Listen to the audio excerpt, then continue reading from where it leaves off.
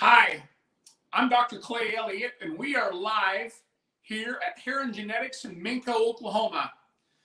I'm a technical consultant for Purina Animal Nutrition, and we're here with Brock Herren. And I'm going to turn this thing over to Brock and let him tell you a little bit about what he and his wife Kaylee do around here at Herren Genetics, and discuss this perfect barrow. Well, thanks, Clay, and thanks for joining our broadcast. The Pursuit of Perfection campaign it's been a lot of fun. I'm Brock Herren once again. I live in Minco, Oklahoma with my wife Kaylee and son Fisher. He actually turns 3 next week, so that's exciting. We have about 30 Duroc and crossbred sows. Sometimes we'll have 40, depending on everyone's mood here. But we raise a lot of show pigs. We really enjoy that, and honestly, our lives pretty much revolve around it.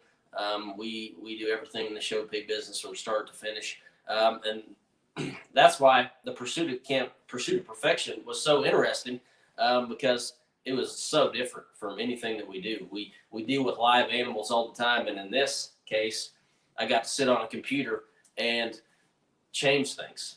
Just virtually anything I wanted to change, we got to do it. I mean, our creativity was just unlimited, and I really like that. We worked with some people overseas to do it, and these people had never seen a show pig. Truthfully, didn't know what it was. So in our first Zoom meeting, they came to me and said, "We want some pictures of what you would like." So I found some pictures. I like this one's head. I like this one's tail. I like this one's rib cage, and I sent it to them. So our next meeting, they were like, "We're going to have a kind of a diagram put together, a design for you," and they brought that up the second time, and it looked like a feral pig. So I was a little concerned. So they actually went and did their own research and found some pigs on the internet, and that's what they designed versus what I sent them. So from where we started to where we are now was a huge transformation. And anytime I wanted to change something, I'd say make its legs bigger, make its rib wider, make its shoulder shape a little different. But the challenging thing is, it is really hard to describe to someone how to make a pig's head shape, foot shape, dew claw shape.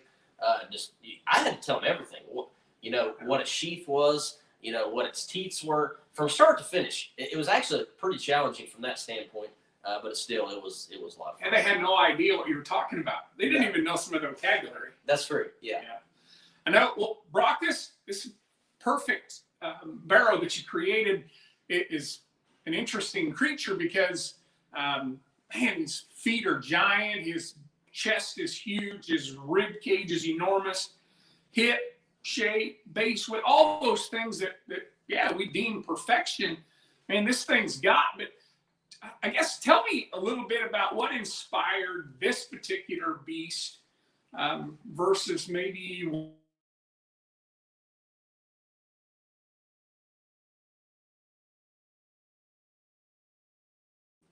Well, that's difficult to answer.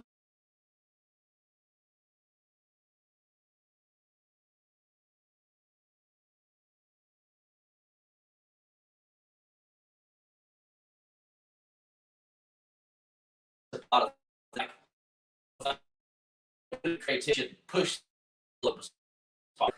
which might be the only really.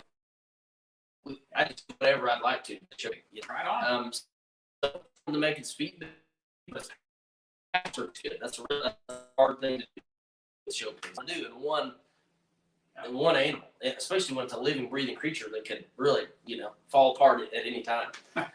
So that was pretty much my focus, was to go extreme but keep the undeniable completeness together that we're all after. That's interesting. What was there a hog or a couple of hogs in real life that actually kind of inspired you to say, you know what, I want to emulate that one in this area or that one in this area? Were there specific individuals that you say, wow, I really like to recreate parts and pieces? There were, but honestly, there was 5 or 6 different ones that I found along the way.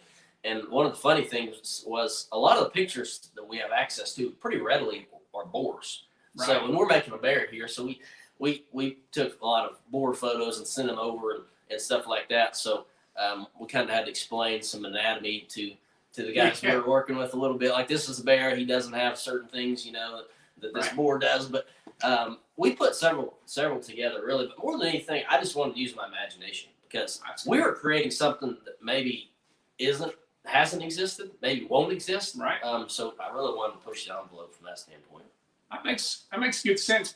Well, Brock, tell me nutritionally, how can we feed these things to get close to this particular animal? How do we, what would we use relative to base feeds and then even supplementation to make this thing look like that? I mean, obviously we're probably not going to make their feet that big by feeding them, but Right.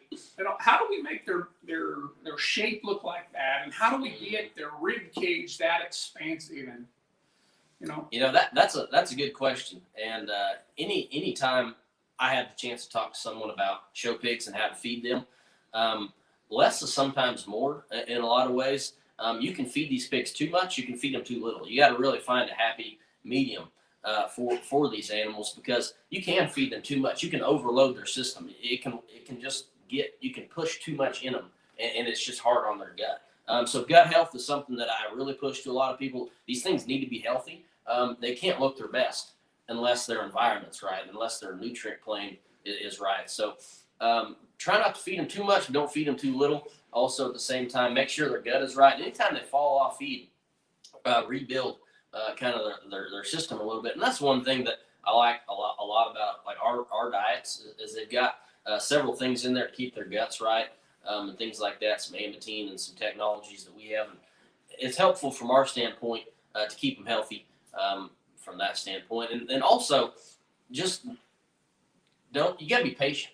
You kind of got to build towards making the perfect show pig. And honestly, the pig that we created, sure, he's going to look like that forever because he's digital. He's immortalized. Yeah. He's digital. But like these show pigs that we're going to take to a show,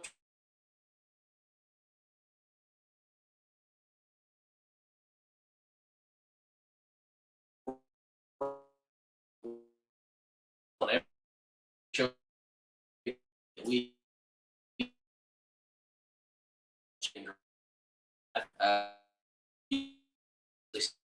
60 days after their animal needs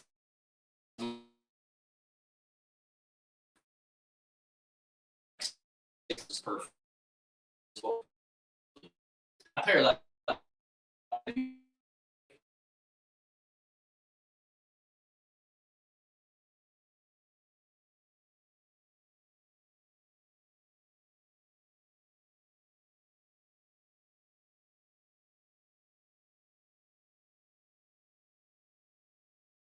I like that.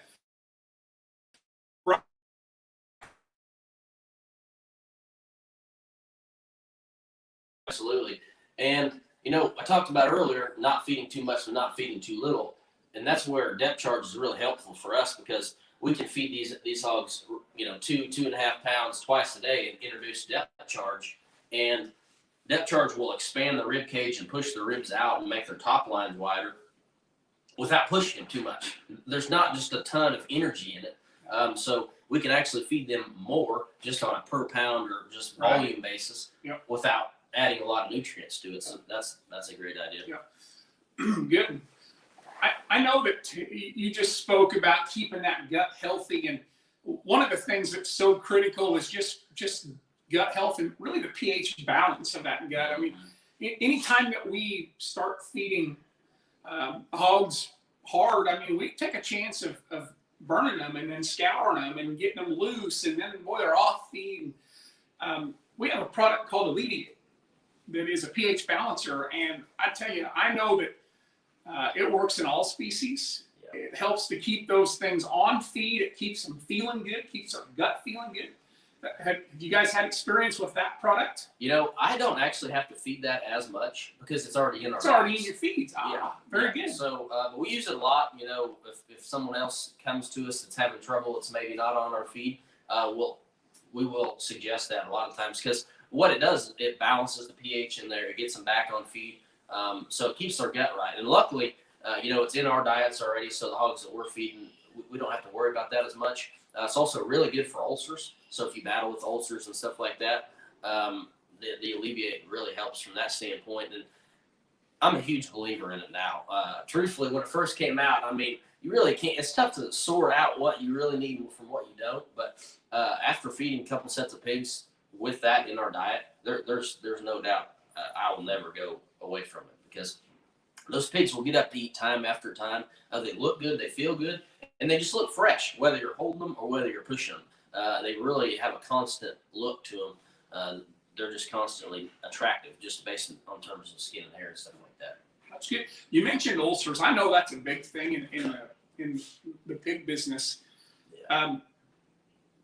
How do we keep them from getting that if we don't have Alleviator, we're not using that? How do you just keep them on a diet without getting an ulcer? How do you do that? You can do it. It definitely helps to have some of these technologies in your feed. You know, the typical pig in just its whatever environment is typically a snack eater. They'll eat several times a day, and they'll go to the feeder whenever they want to. These show pigs are not that. They're Feed not. them a couple times a day. Yeah, they eat meals is what they do. So, what I typically like to do is I like to blend some oats with feed. Okay. That fiber is very, very helpful. You know, actually, a lot of our feeds have got oats built into it, so I like that. But also, you can add some of that, and then the depth charge thing works pretty good too. Very good. Yeah. Very good. Well, I tell you what, this has been very educational for me, Brock, as I'm not a swine. I don't have a swine background, but do you have anything else you want to tell us about this perfect barrow that you've created? Anything else that went into your mind besides showing these folks pictures and trying to convince them that this is the right way to go with these big old paws and this great big old rib and chest? Right. You know, I really wasn't trying to shape the industry and push us one way or push us another way. I was just really just trying to make something that was unique. And honestly, the term that I like to use is expensive. Right on. You know, I don't know if anybody's watched sales this time, but they've been higher than ever. It seems like everybody wants a good show project, and they want one that can be successful, and they're willing to spend a little extra money on that. And so I'm always shooting for something that looks expensive, that's hard to create, and maybe that hasn't been seen before. So that's what I was going for here. And it was a lot of fun to describe to these people what I was after versus what just the average show pig looks like, and really what a show pig was just in general. And it was a lot of fun to go through that. And truthfully, I wish it was that easy all the time. I didn't have to look at a single video show pig. I didn't have to go to someone's farm and look at a show pig. I didn't tell them. I didn't have to change any diets. We just changed it at the click of a button. Yeah, that's awesome. Mm-hmm. It's awesome. That was pretty fun. I like that. I think it's really neat as well. Well, I know that we're all hunting that perfect animal, and and it's a lot easier to create digitally than it is to mastermind one of those here in the show barn. What prospects, when you're picking a baby pig that's 40 pounds versus this monster that you created that's 280 pounds, how do we pick that baby to get it to that level?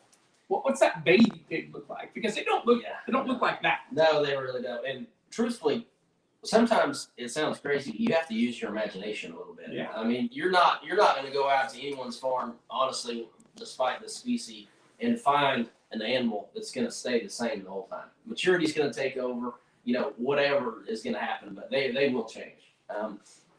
But as far as baby pigs are concerned, you know, that hog's foot shape and bone and just his look and length of body, that typically doesn't change. So if you can kind of get the basic outline and the basic cutout of those pigs when they're little, they'll typically stay pretty close to the same. Sure, their feet are going to change a little bit, and they're going to get mature and stouten up and expand as far as the rib cage and stuff like that. But, you know, I wouldn't be overly concerned whenever I'm picking a baby pig out in terms of muscle. As long as they are wide enough and stout enough, I would be okay with that, because traditionally they're going to get a little more to them with time. And also, we have a lot of things that we can use as far as muscle shape, palines, depth charge, shape and drive, things like that we can use to make those pigs more muscular and wider and more appealing. So their basics have to be right. And that's really what I wanted to do with this pig, was to make sure his basics were just undeniable. But Absolutely. he had some of the extras that win big stuff. Well, that's awesome. Well, for more information about Purina and our show feeds and our supplements, check out purinamills.com. And this particular campaign was called the Pursuit of Perfection Show Barrow, the Perfect Show Barrow. PurinaMills.com. Brock, thanks for hanging out with us today. Yep. Thank you, guys.